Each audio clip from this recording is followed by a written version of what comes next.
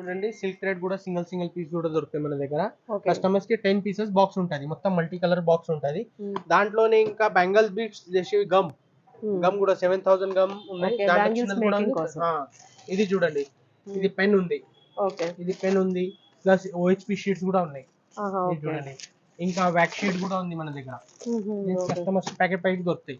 Okay.